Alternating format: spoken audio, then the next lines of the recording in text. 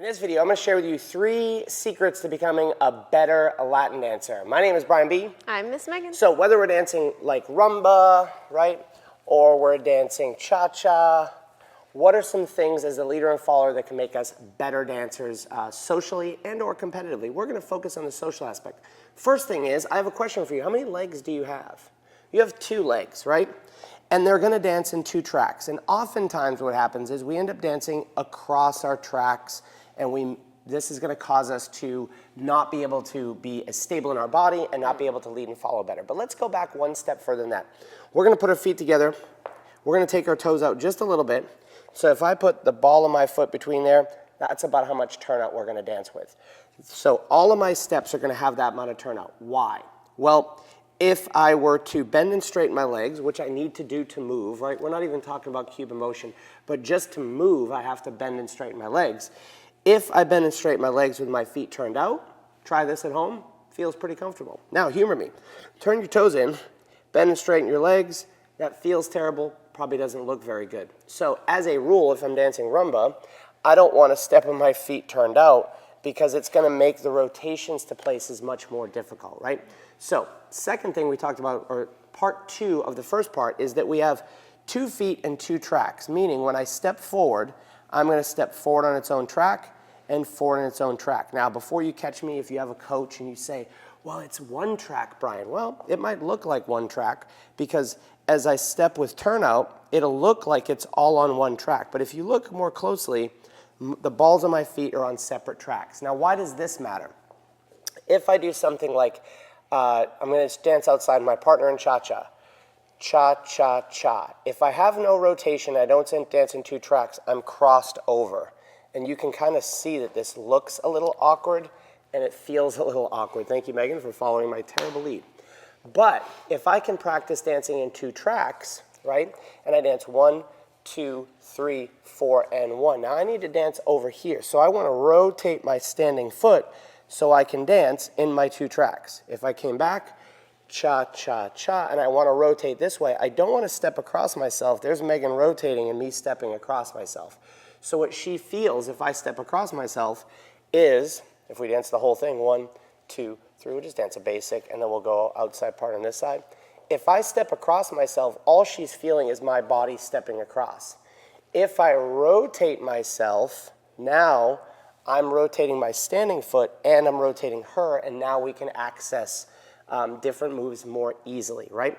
Which leads me to number 2, which the girl shared with us, was don't pick up your feet. Meaning, if I dance the same pattern again, 1, 2, 3, 4, and 1. If I'm picking up my feet to go there, I could likely step across myself. If I'm doing what I call tracking, meaning I'm moving this foot and keeping it connected to the ground, it does 2 things. Number 1, it helps me set my alignments. Number 2, it helps my balance, right? So if I'm dancing with Megan and she's new and she's kind of moving around a little bit, cha-cha-cha, if I pick this foot up as I'm dancing over there, I'm stuck on 1 foot.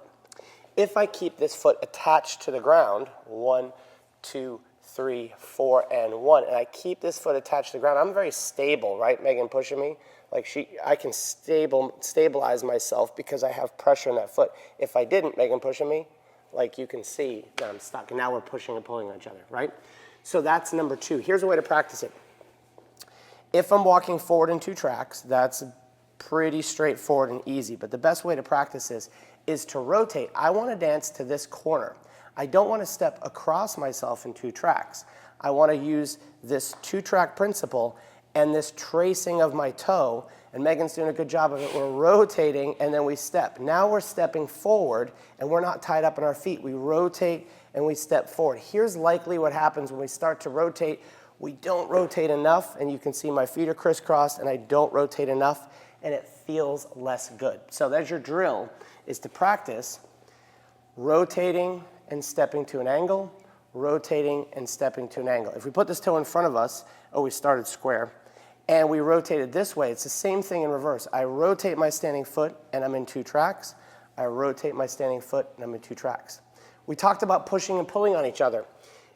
I need to have good what, Megan? Frame. Frame and connection. What the heck is that, Megan? I don't know.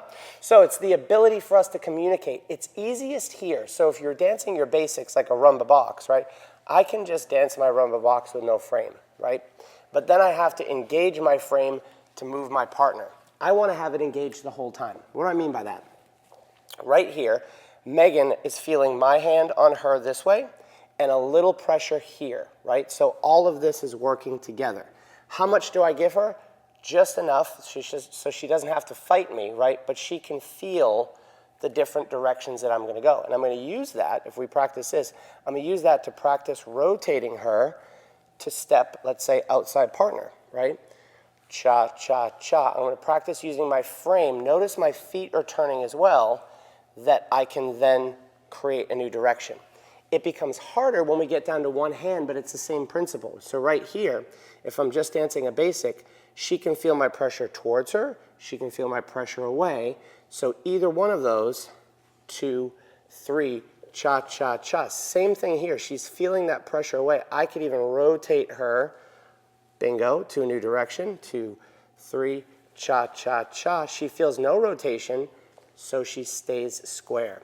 So make sure to dance in 2 tracks, practice tracing your foot and not picking it up and rotating your standing foot, and then practice your frame right from the jump. When you start a dance, right from the jump, I have good frame, so that way Megan doesn't even know which dance we're doing, but she can feel through my frame where we're going. If you want more tips like this, make sure you subscribe to the channel here on YouTube.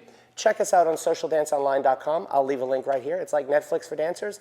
It'll help you look great on the dance floor, develop confidence. See you on the dance floor soon.